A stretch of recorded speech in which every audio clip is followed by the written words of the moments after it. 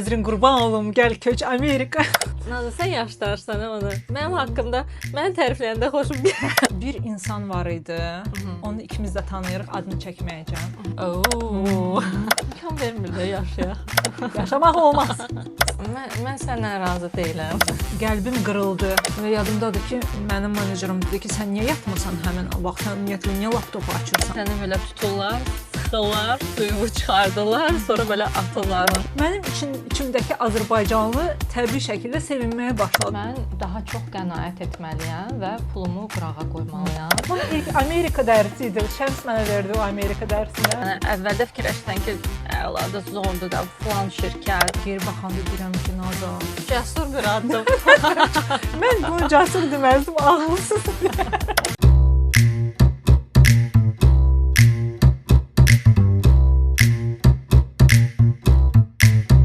We're doing it. Tak, bir tane burada da basım. Okay. Özümü уже çox belə важный hiss edirəm. Celebrity. Welcome to another episode. Epizod.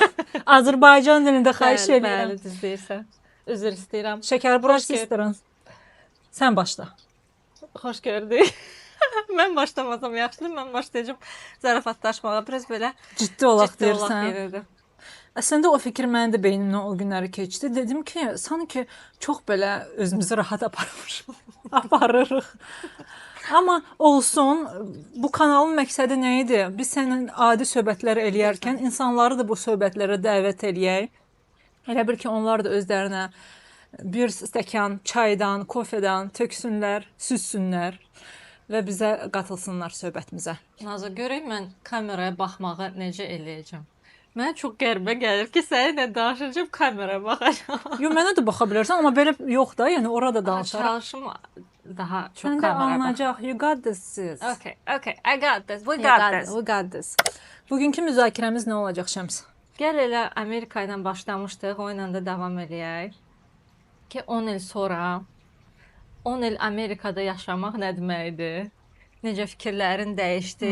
Gələndə hansı fikirlərlə gəldin? İndi hansı fikirdəsən? Yəni bunun haqqında biraz Danışaq. Çox maraqlı mövzudur. Əslində bu haqqda tez-tez fikirləşirəm, düşünürəm ki, artıq 10 il keçib. Bu gün məndən məsələn dərsdə bir dənə qadın soruşdu, Azərbaycan dilinin dərsində. Dedi ki, siz artıq 10 ildir Amerikadasınız, yəqin öyrəşmisiniz, hə? Düşündüm ki, mən nə vaxt öyrəşdim? O məqam nə vaxt gəldi, çatdı ki, mən öyrəşdim və düşündüm ki, artıq başa düşdüm ki, artıq evimdəyəm, evdəyəm. Amma bu sualın cavabını tapa bilmədim. Məncə sən düşən kimi özünü Mən samalyotun trapından enən anda başa düşdüm ki, mən evə gəlmişəm. Sən o trakı sürəndə Trakı sürəndə. Nazagil təzə gələndə bir dənə qəşəng trakları var idi. Əsl Texaski. Sən o əhvalatı danışa, o trak necə gəldi, bizə çatdı. Əslində onu danışmaq istəyirdim. Danış.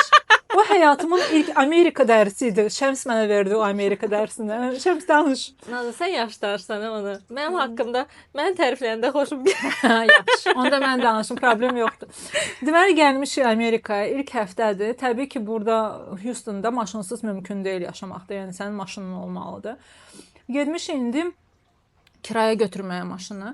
Onlayn seçmişik müəyyən maşını. İlk neçə, nə bilim, birinci, ikinci gün idi. İkinci gün idi düşünürəm. Onlayn seçdik maşını, büdcəmizə uyğun olaraq kiraya elədik. Artıq gəlib çatırıq o məqama ki, o maşını gedib götürməliyik. Gəlmişik deməli həmin yerə, kiraya şirkətinə. Bizə baxırlar, deyirlər ki, hə, siz rezerv eləmişdiniz. Amma ki, təəssüf olaraq o maşını artıq vermişik də, başqa bir insana vermişik. İndi gərək baxım avtoparkımda hansı maşın var. Nəysə, getdi, baxdı avtoparkına, qayıtdı. Dedi ki, o maşın yoxdur təəssüf olaraq, başqa bir maşınım var. Ford Truck, böyük. Pick-up truck. Onun da qiyməti günlük $150. 150 dollardır. Amma mən sizə 70-ə verərəm də. Çünki mən sizi pis vəziyyətdə qoymuşam. Sizin maşınınızı başqa insana vermişəm. Mənim içimdəki Azərbaycanlı təbii şəkildə sevinməyə başladı ki, yəni 150 dollara olan maşını mənə 70 dollara verirlər. Bu ağılla gəlmişəm ora. Bir də görürəm Şəms mənə belə vurur. Ki Çox sevinmə. Poker face ol. Mən də dedim, nəsə baş verir yəqin, sakit durum. Şəms də belə baxdı ona, dedi ki, yox, bilirsiniz biz tamamilə başqa bir məbləğ ağlımızda tutmuşduq, planlamışdıq. Bu bizim büdcəmizə uyğun deyil. Kişi də baxdı bizə, dedi ki, başa düşürəm sizi. O zaman siz hansı büdcə ilə rezerv eləmişdinizsə, buk eləmişdinizsə maşını, həmin qiymətə sizə verirəm. Bu da $70 çox altındaydı. Yəni 35-40 dollarlıq bir şey. Yəni $150 maşını $35 günlük götürdük. Və ilk bizim Texas təcrübəmiz məhz o Monster Truckla başladı. Əsl belə Potixaski. Potixaski. Şəms dedi ki, daha önce gəlmişsinizsə belə sразу нужно окунуть тебя. Texaskую жизнь. Şəmsin özünün arzusuydu pick-up taksi. Belə. Amma mənim üçün çox yaxşı bir təcrübə oldu. Düşünürəm ki, çox yaxşı bir nə deyim, dərs oldu. Amerikada bundan sonra hər bir mağazaya girəndə, amma hər bir deməyim də, yəni müəyyən mağazalara girəndə mütləq şəkildə negotiate eləmək, yəni qiyməti danışmaq, razılaşmaq kimi təcrübə qazandım və bundan sonra da istifadə elədim. Yəni məsələn, ev əşyaları alanda artıq bilirdim ki, aha, belə demək lazımdır ki, bunun aşağı yeri var. Azərbaycanski. Mənim belə bir, yəni öyrəşmək kimi çətinliyim olmayıb, amma düşünürəm ki, mən qayda deyiləm. Yəni mənim кейsim bu qayda deyil. Bu скорее всего исключение. Исключение, не знаю, как сказать на азərbaycanskом. Amma İstisna. İstisna, düzdür. Bu çox güman ki, daha çox istisnadır nəinki qayda. Amma qayda şəklində düşünürəm 1-2 ilə iş tapandan sonra, öz həyat rutinini qurandan sonra, dostlarla tanış olandan sonra, nə bilim, həyatı düz qoşandan sonra artıq öyrəşmiş kimi hesab oluna bilərsən. Mənim üçün yəqin Amerikaya mən gələndə doğrudan da aşiq idim də Amerikaya birinci dəfə gələndə. Amma 10 il sonra deyə bilərəm ki, o aşiqlik artıq keçdi. Artıq real baxa bilirəm vəziyyətə. Yəni əvvəlki o pəmbə çəhrayı gözlüklərlə baxmıram Amerikaya. Çox daha real bəzi şeylərə baxa bilirəm. Misal üçün mən həmişə fikirləşirdim ki, Amerika belə qadınları dəyərləndirən, qadınları empower eləyən bir ölkədir də. Analıq məzuniyyətindən sonra başa düşdüm ki, bunlar hamısı bir hekayədir. Əslində bu heç də belə deyil. Yəni bir ölkədə ki, qadına analıq məzuniyyətini cəmi 12, yəni rəsmi olaraq 12 həftə verirlər, 3 ay. Bu deməkdir ki, sən 3 aylıq uşağı qoymalısan bağçaya və işə qayıtmalısan. Yəni bir ailə üzvün yoxdursa və s. Məncə sən hətta yaxşı deyirsən 3 aylıq uşağı. Çünki sən sonuncu gündə çıxmırsan axı analıq məzuniyyətinə. Yəni doğuşa gedən gündən çıxmırsan axı biraz ondan əvvəl. Deməli sənin uşağın daha da kiçik, balaca olur da. Yəni 3 aylıq heç olmur. Hələ mən, məsəl üçün mənim кейsimdə 5 aydır və kimsə eşidəndə ki, mən 5 aylıq analıq məzuniyyətindəyəm, çünki şirkətimiz yaxşı idi, buna imkan verdi və s. Onlar üçün bu çox belə extraordinary, necə də şanslısan 5 aylıq analıq məzuniyyətini eşidəndə mənə çox qəribə gəlirdi və onda başa düşdüm ki, doğrudan da bu hamısı bir hekayədir. Yəni ki, qadınları dəyərləndirən, qadınlara empowerment yəni hissini oyatmaq istəyən ilk növbədə başlamalıdır ona, nə bilim, elə ən azından analıq məzuniyyətində. Fidanın hal-hazırda 3 yaşı var. Bu demək ki, bu məqam sənə 3 il bundan əvvəl gəlir. Bəs ondan əvvəl olubmu belə bir məqam? Demirsən ki, нет, да, не так, как я представляла себе. Yəqin hər dəfə seçkiləri vaxtı o hissləri yaşayıram. Seçkilərdən əlavə hansısa prezidenti misal üçün getmirsə, istəmirsə getmək və s. Yəni onlar mənə çox qəribə gəlirdi.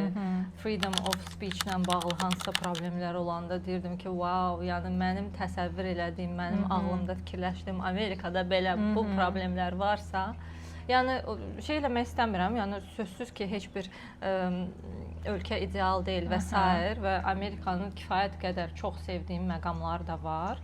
Bunlar az deyil. Əgər biz bugün burada yaşayırıqsa, biz bunu seçib burada yaşayırıq. Amma yəni az deyil belə məqamlar. Mənə maraqlıdır səndə Deyirlər, o rusların bir dənə sözü var, trava zeleneya usasiyada. Düşünürəm ki, sən Amerikadan qıraqda yaşayanda çox ideallaşdırırsan beynində hər şeyi. Düşünürsən ki, orada hər şey super qaydalara uyğun, istisnasız, nə bilim, qüsursuz, çox gözəl, hər şey çox əla. Amma real həyatda gəlib bura çatanda başa düşürsən ki, heç də elə deyil və burada da qüsurlar var. Hər yerdə olan kimi və Şəmsin vurğuladığı məqam da çox düzgündür. Burada əlbəttə ki, pozitiv şeylər də var. Yəni bu demək deyil ki, hər şey burada pisdir. Yox, çox gözəl məqamlar da var. Amma yəni bu ideal deyil, heç də ideal deyil. Mənim üçün düşünürəm ilk dəfə belə mənə bərk vuranda o 20-ci il idi bizim müharibə dövründə. Nədənsə o vaxta qədər demokratiya anlayışı məndə beynimdə başqa cür idi. Yəni bu məqamı vurğulamaq istəyirəm. Çox güman ki, mən öz beynimdə bunu belə qurmuşdum ki, demokratiya, hər şey çox düzgün, səni düzgün şəkildə başa düşəcəklər, ədalətli, yəni hər şey belə də çox düzgün, amma bizim müharibə dövründə başa düşdüm ki, belə deyilmiş. Burada da çox satqın insanlar var. Yəni o demokratiyadan sui-istifadə eləyib, öz maraqlarını güdən insanlar var. Heç də demokratiya onlara maraqlı deyil, heç də ədalət onlara maraqlı deyil. Onlar da öz maraqlarını, öz agendalarını drive eləyirlər. Düşünürəm ki, o an mənim üçün belə qəlbim qırıldı. Yadımdadır ki, həmin anda mən neft şirkətində çalışırdım həmin dönəmdə. Və trening keçirdim. O treninqdə də sənin həyatında hal-hazırda baş verən məqamlardan da, yəni nə baş verir həyatında, o haqqda danışmalıydın və yadımdadır ki, o insanların qarşısında bunu dedim. İndi geri baxanda deyirəm ki, Naza, Cəsur bir addım. mən bunu cəsur deməzdim, ağılsız deyərdim. İndi ağılsız deyərdim, amma sən qəşəng dedin, cəsur. Biraz üstünü düzəltdin. Amma ki, bəli, onu dedim və sağ olsunlar. Necə qəbul elədilər? Üzümə vurmadılar, yaxşı qəbul elədilər. Mən qlobal şirkətdə çalışırdım və o şirkətdə yalnız Amerikanlılar deyildilər, yəni bütün dünyadan olan insanlar idi və onlar da təbii şəkildə məni başa düşməyə çalışırdılar və dəstəklədilər, yəni pis qəbul eləmədilər. Amma indi olsaydı deməzdim, onu yenidən deməzdim, yəni çox da gözəl bir şey demədim mən orada. Nəyə görə deməzdin indi olsaydı?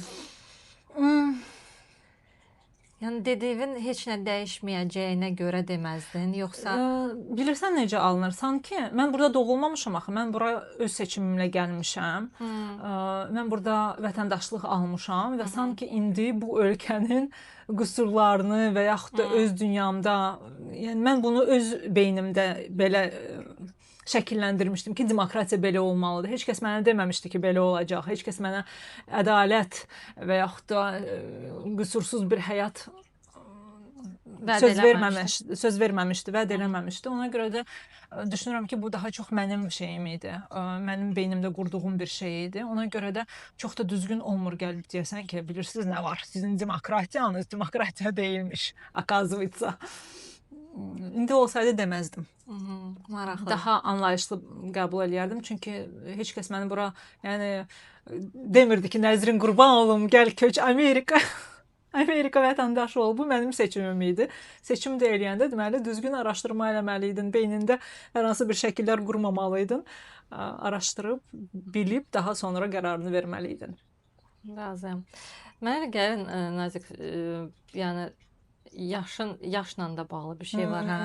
Yəni 20-lərdə sən çox belə daha yaxşı tərəfi görürsənsə, yaxşı tərəfi. 20-lərdə idim mən. 6 il bundan qabaq sister mən sən məni cavanlaşdırdın. Köçəndə deyirəm, köçəndə bura. Okay. Köçəndə 20-lərdəsən də. Yəni ona yəqin onun da bir hissəsi var ki, yəni hər şeyin belə yaxşı tərəfini görürsən, hər şeyin ədalətə çox daha inanırsan və s.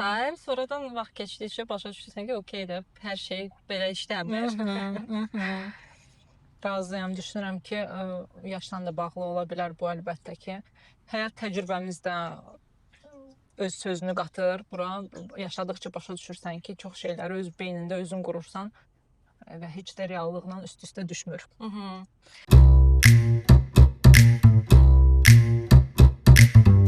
xoşladığım tərəflərindən şəxsən mənə görə buranın education, təhsili ən gözəl təhsillərdən biridir. Müqayisə eləməyə mən də ancaq Azərbaycanla müqayisə edə bilərəm. Çünki müqayisə eləməyə başqa... Mən niyə güldüm ayalıq?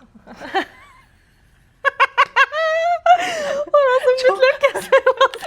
Çox cacing oldu. Mənim yəni bundan öncəki Amerikadan öncəki təhsilim Azərbaycanda olmuşdu. 2014-də bitirmişəm. Təqribən 10 ildən çox. Dostlar, burada 10 saniyə dayanaq. Biz bu yola çıxanda əslində məqsədimiz öz ana dilimizdə daha çox səmimi, keyfiyyətli kontentin yaratması idi. Əgər bizim söhbətlər sizə maraqlıdırsa, sizə yaxındırsa, bizə dəstək olmağın ən asan yolu like, comment, subscribe. Bu bizim üçün çox dəyərlidir. Çox sağ olun. Yəni indi bilmirəm nələr dəyişib, nə dəyişməyib. Fikirləşirəm ki, çox yəqin ki, böyük bir dəyişikliklər olmayıb. Amma burada gedəndə universitetə, buradakı o motivasiyanı, burada necə girirsən, sən hansısa bir klasa, yəni ancaq seminarda oturub çatdırasan, konspekt yazdırasan deyə deyil də dərslər. Yəni sən dərsə əvvəlcədən material sənə verilir, sən özün materialı analiz eləyirsən, hansısa homework artıq eləyirsən və bu homeworku heç bir düzgündür, səhvdir, onun əsasında baxmırlar da. Yəni sadəcə completion-a baxırlar ki, sən cəhd elədin. Mən də onu çox dəyərləndirirəm ki, yəni səhv düz olmaq əsas deyil də. Yəni sən özün bu materialı samostoyatellə, özün ayrıca bunu qavramağa çalışırsan, nəsə eləyirsən, gəlirsən və artıq professor başlayır öz experience-ından sənə danışmağa. Bizdə də çoxları belə top şirkətlərdə işləyən və sair insanlardır və onlar real life senaryolar sənə danışır ki, bu belə oldu, elə oldu və o mühitdə olmaq adamı çox inspire eləyirdi. Çox istəyirsən oxuyasan, dəyişikliklər eləyəsən, nə bilim hər universitetin, məktəbin, hər bir məktəbin öz lozungu var da. Bizdə what starts here changes the world.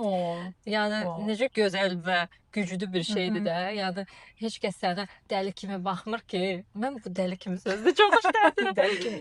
Dəlisən sən, nəyi dəyişmək istəyirsən, dünyanı dəyişmək falan. Tam tərsinə səni encourage edirlər ki, burada başlayan dünyanı dəyişən şeylərdir də. Gəlin daha böyük fikirləşək, daha yəni açıq olaq təzə ideyalara. Ona görə məsəl üçün təhsili çox sevirəm burada, amma o birisi tərəfinə də baxmaq lazımdır ki, təhsil ən bahalı təhsildir burada. Dünyada məncə ən bahalı burdadır. Mənim məsələn ilk şokum onda idi ki, burada pulsuz təhsil, yəni universitet təhsili, vысшее образование, ali təhsil.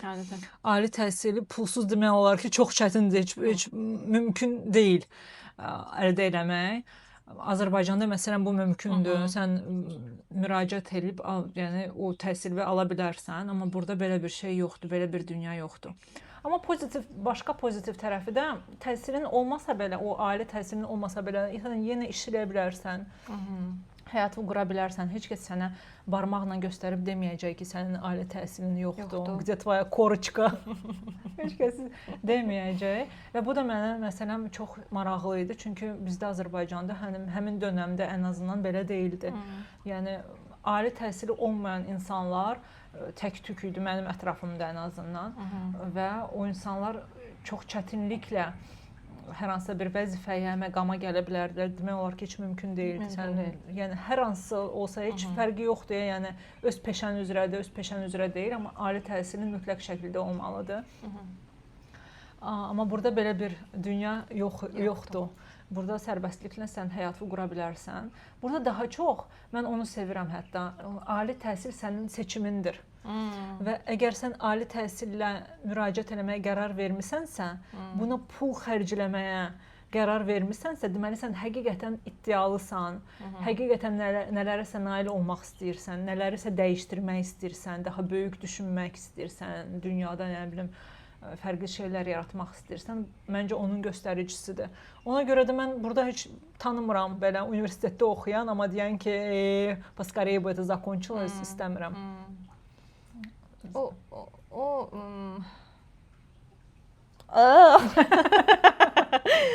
İstəyirəm Gəlirəm Azərbaycanda qəşəng cümlə Alınmır. qurum. Bu günlər məndə vəbşə Alınmır. ümumiyyətlə pis gedir Hə. Azərbaycana belə. I'm Halbuki not indi, alone. indi gəlmişəm ha dərsdən. Daha yaxşı olmalıdır, amma yox. Eybi yox, we'll get there. Olsun.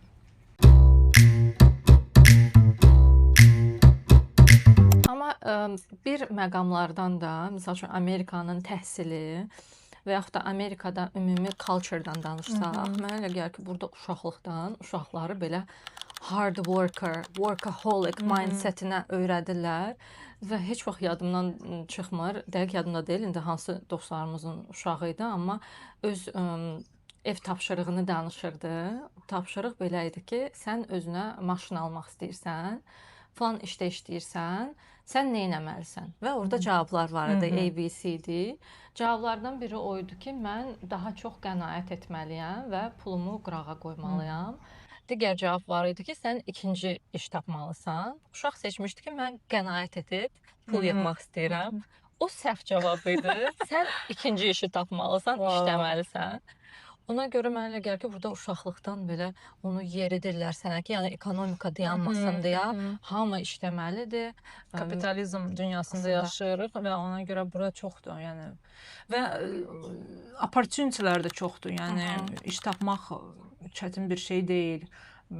Ac qalmayacaqsan, iş tapacaqsan, ona görə də onlara izah edirlər uşaqlara uşaqlıqdan və uşağın hansı ailədən gəlməsindən baxmayaraq bütün uşaqlar çalışır burada. Yəni 14-15 yaşında driveway-ları yuyan, $5, $6 driveway-ları yuyan uşaqlar var ki, öz pullarını qazansın.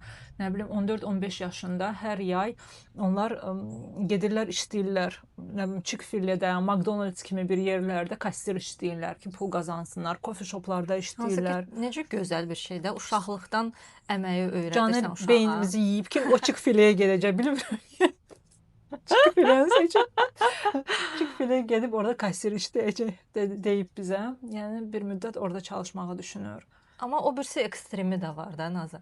Məsəl üçün mən işləyəndə Fortune 500-da yəni gecə 2-yə kimi işləyən insanlar var idi və bu çox normal bir təcrübə kimi yəni qəbul olunurdu və gəlib mitinqdə deyirdi ki, mən bu reportu gecə saat 2-yə kimi elədim və yəni bu normal bir şey kimi qəbul olunurdu. Ona görə məncə o əsas yenə gəlir balansa çıxır da, balansı tapmaq. Razıyam. Sən düşünürsən o Amerikanın mədəniyyətindədir, yoxsa o həmin şirkətin mədəniyyəti idi, yəni culture idi? Məncə o böyük şirkətlərin o Fortune 500 ən çox, yəni o şirkətlər səni bir disposable şey kimi görür də. Yəni əvvəldə fikirləşsən ki, əladır, zordur da, falan şirkət, onun adı belə, o ad, yəni yaxşı maaş ödəyirlər, healthcare, hər şey necə lazımdır. Sonra başa düşürsən ki, səni belə tuturlar, sıxırlar, suyunu çıxardılar, sonra belə atırlar ki, yəni ona görə məsəl üçün bu şirkətlərin çoxusunda onların özünün counseling xidmətləri var, harda ki burnout olan işçilər gəlir öz dərdini danışır ki, mən niyə bu haldayım. Razıyam. Həqiqətən insanlara əsd kimi deyil, disposable bir şey kimi baxırlar ki, yəni növbədə o şirkətin adı var axı, növbədə ən qədər insan gözləyir ki, o şirkətdə çalışsın. Ona görə də heç vaxt sənə əsd kimi baxmırlar. Mənim təcrübəm biraz başqa idi və düşünürəm ki, mən şanslıyam ki, mənim belə bir təcrübəm olub. Mən ilk düzəldiyim şirkət neft şirkəti idi. Neft sahəsində olan bir şirkət idi. Qlobal idi. Amma onların tam tərsinə, onların çox pis təcrübəsi olub, hardakı insanlara disposable kimi baxıblar və o təcrübədən onlar özlərini bir nə çıxardıblar, bir nəticə çıxardıblar və o nəticədən sonra rəhbərliyin artıq tam olaraq management kulturası, management mədəniyyəti tam olaraq dəyişdi. Şükür Allaha mən onların əvvəlki versiyalarını görməmişəm, amma sonrakı versiyaları çox gözəl idi. Yəni work-life balance əla idi. Əksinə Yadımdadır pandemiya dövründə что делать? Vaxt boldu, heç yerə gedə bilmirsən, heç nə eləyə bilmirsən. Otururdum ki, gecə 11-12 e-maillər yazırdım və yadımdadır ki, mənim menejerim dedi ki, sən niyə yatmırsan həmin vaxt? Sən ümumiyyətlə niyə laptopu açırsan, iş laptopunu açırsan? Sən niyə ailənlə vaxt keçirmirsən? Nə bilim, kitab oxumursan? Gecə 11-də e-maillər yazmaq lazım deyil. Və ondan sonra başa düşdüm ki, bizdə tam fərqli idi və bizdə çox bu baxımdan, yəni work-life balance-ı saxlamaq üçün çox fərqli şeylər, aktivitelər təqdim edirdilər ki, insanlar işin içərisində batmasınlar və bizim CEO-muzun bir dənə mottosu var idi. I want you to have fun at work deyirdi. İstəyirəm ki, burada şənlənəsiz, keyf eləyəsiz. You were lucky sis. I was lucky, I think so. Düşünürəm ki, mənim təcrübəm yenə də daha çox istisnadır, nəinki qayda. Amma 6 il həmin şirkətdə çalışdıqdan sonra başa düşdüm ki, hə. Amma sonra o Microsoftda sənin təcrübənə bənzər bir təcrübə yaşadım. Microsoft'un da çox böyük bir adı var. İnsanlar fikirləşir ki, oh my god, this is a dream job, dream company. Sən belə çox gözəl yerdə çalışırsan, amma orada heç bir insani relationship heç yox idi də. Yəni heç bir münasibət bağlılığı yox idi. Əgər keçmiş şirkətimdə biz işçilər haqqında hər şeyi bilirdik. Yəni ailəsi haqqında, iti haqqında, hər şey haqqında, adlarına qədər hər şeyi bilirdik. Microsoftda belə deyildi, təcrübə tam fərqli idi. Məncə sən universiteti dedin, mən məktəbi də vurğulamaq istəyirəm. Çünki məktəbdə gördüyüm fərqliliklər də çox gözəldir. Ümumiyyətlə düşünürəm ki, 90-cı illərin uşaqların hamısının travmasıdır bu məktəb. O gün Zara bir video qoymuşdu. Zara, если ты видишь отсюда, я тебя целую. Deməli, Zara Balidə yaşayır və o karusel qoyub, post qoyub Instagramda və kiçik bir videodur. Onun uşağı 1-ci sinifə gedəcək, kindergartena gedəcək, nəsə məktəbə gedir və o məktəbi çəkib şəkillərin videoların birində və baxıram ona, başa düşürəm ki, mənim içimdən belə səs oyanır ki, mən də getmək istəyirəm. Я тоже хочу сдать в эту школу. Dözmədim, kommentari yazdım orada ki, Zara, можешь, пожалуйста, меня тоже с сыном туда отправить. Və həqiqətən düşünürəm ki, bu 90-cı illərin uşaqlarının travmasıdır. Ona görə mən Canelin məktəbinə hər dəfə girəndə belə valeh oluram, baxıram, deyirəm, oh my god, belə də olarmış, nə gözəldir, hər şey çox qəşəngdir. Müəllimlər hamısı belə gülərüzdür, uşaqları ad-bad tanıyır. Yəni, чтобы ты понимала, mənim ən yaxşı müəlliməm ibtidai sinifdə hamımıza девочка-мальчик deyə müraciət edirdi də. Bir şəxsiyyət yox, amma девочка-мальчик. Müəllim olaraq super idi də, yəni çox bilikli, çox gözəl, amma münasibət qurmaq onun işi deyildi. Yəni девочка-мальчик olaraq böyümüşük, xitab edirdi bizə belə. Amma burada tam fərqlidir. Məsələn, Caneli səhərlər məktəbə aparıram və orada bir gate var, hansı ki maşınları buraxır. O gatedə bir xanım durur. Hər səhər eyni xanımdır. Ya yüzlərlə şagirdlər girir o məktəbə və o hər bir şagirdin adı ilə çağırır və onlara deyir ki, salam, necəsən? Good morning. Biz keçəndə hər dəfə deyir good morning Canel. Mən də şokda olurum. Deyirəm, Canel, bu səni tanıyır, hardan tanıyır? Deyir, o da başa düşmür. Deyirəm, amma nə deyirsən? Nə danışsan? Значит, hardan tanıyır? Mən bu məktəbdə oxuyuram da, ona görə tanıyır. Deyirəm, oh my god, belə də olarmış.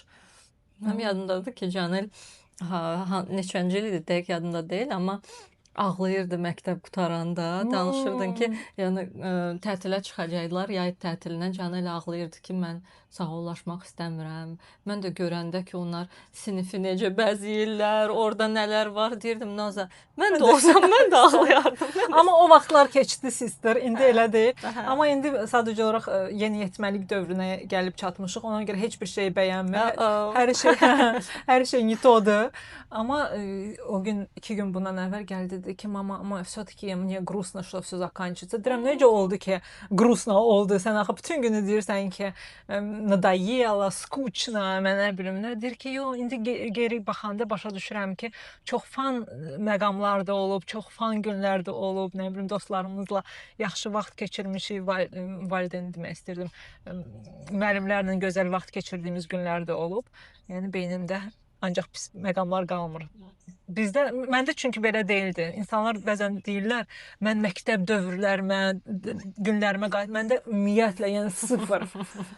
Вообще da, yeni sekunda, elə universitet da, amma ki məktəb ümumiyyətlə yox. Məktəb düşünəndə deyirəm ki, ay Allah, slava bogu, qutarıb getdi. Bax, məktəb deyirsən Nazım, mən fikirləşirəm ki, bu yaxınlarda fikirləşirdim ki, mənim valideynlərim həkimdir də.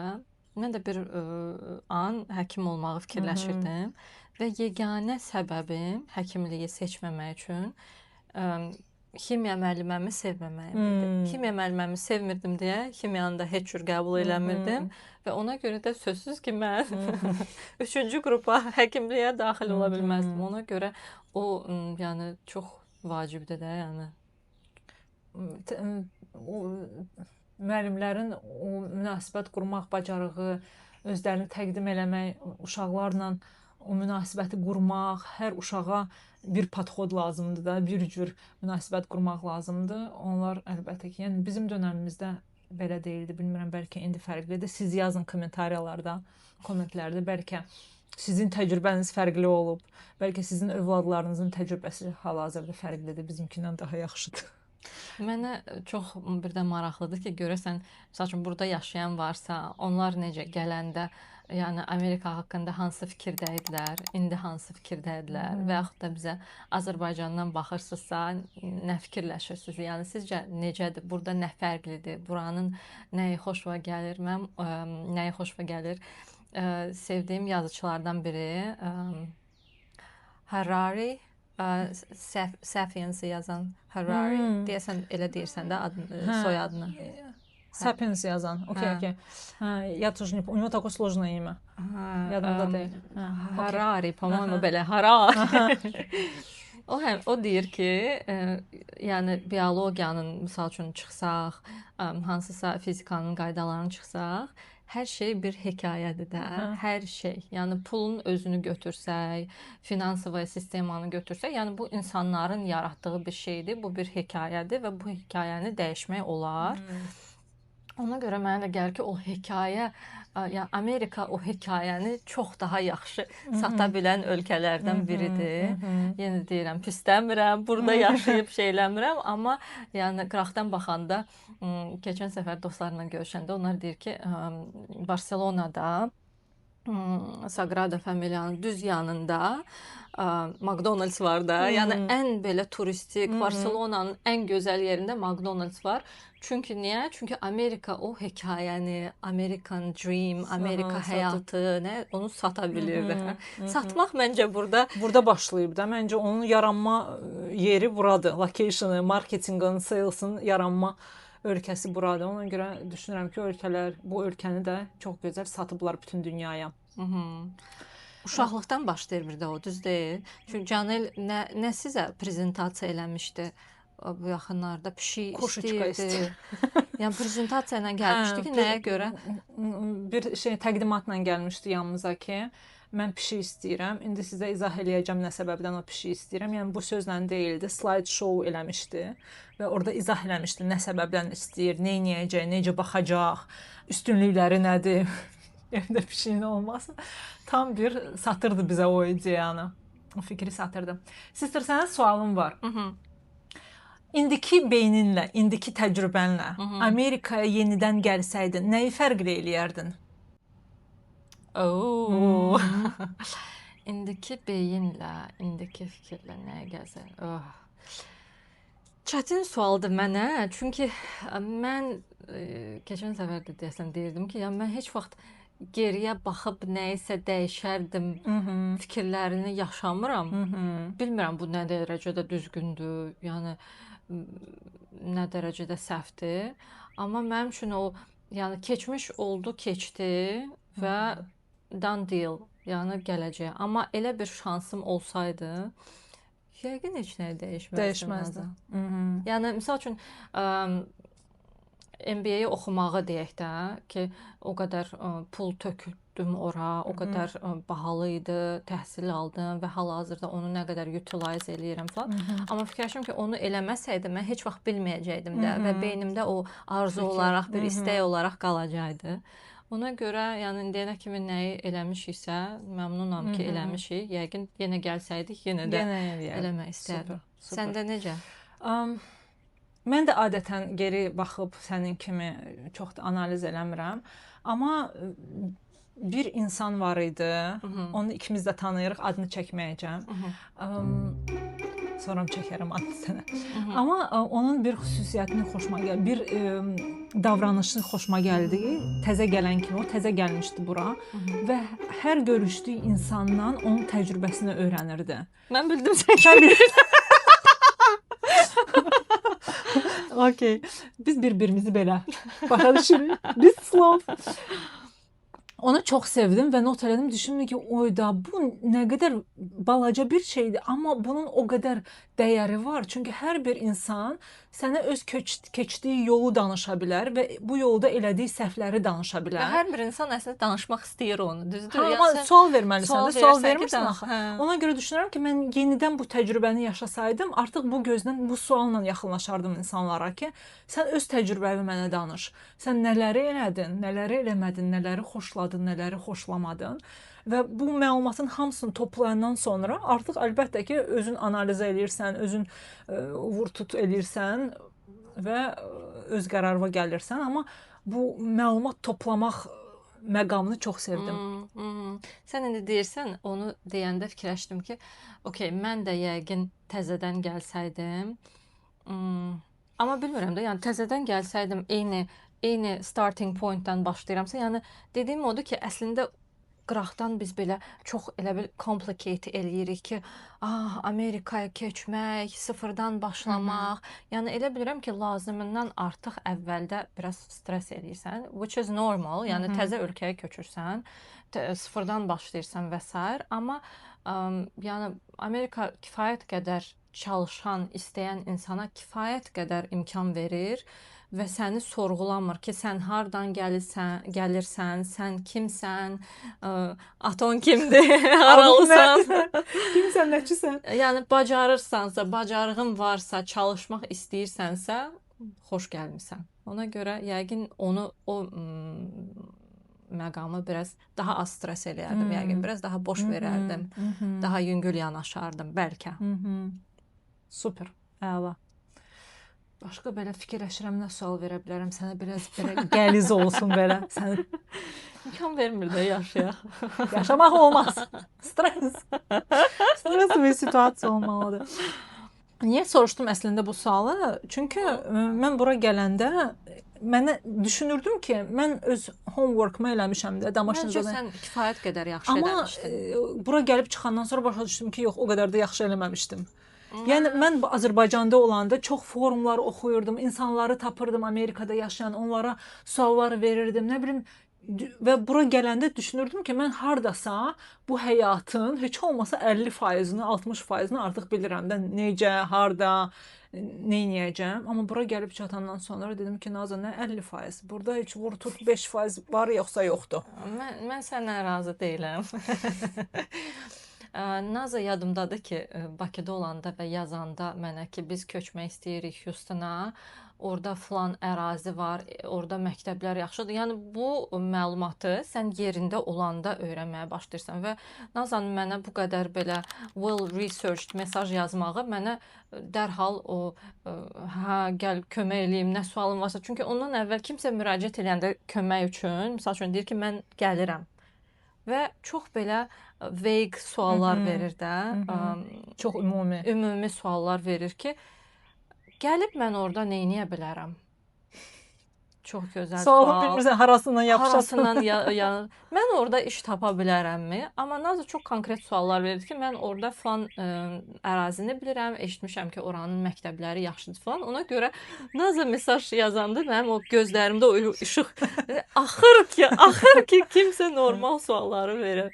Yəni öz homework-unu eləyib şey. Ona görə məncə özünə biraz haqsızlıq eləyirsən burada. Ola bilsin, amma gələndə o başa düşəndə ki, Onu görəndə. kifayət deyil. Dedim ki, ay Allah, mənim homework-um kifayət deyilmiş. Ona görə o insanı görəndə dedim, bax, belə olmalı idi. Belə eləmək lazım idi. Onu sən eləmədin. Heç nə olmaz, gələn həyatda. Закругляемся. Qızışdı mı?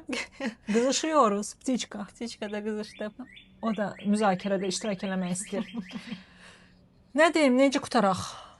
Dəvət edək ki, insanlar kommentariyalarda öz fikirlərini paylaşsınlar. Suallarınız varsa yazın. Hansısa mövzular varsa bəlkə istəyirsiniz ki, onları müzakirə eləyək. Xoş sözlərinizi yazın. Constructive feedback-ə də açığıq. Hər şey Yazın. Hər şey açıq. Biz hər şey hədiyyən qızlardanıq.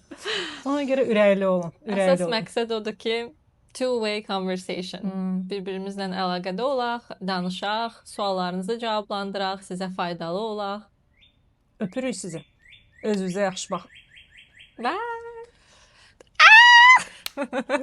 Sərlədin mi? Çox qoca olmuşam, sister ayaqlarım. Belə cool oturmaqla deyil.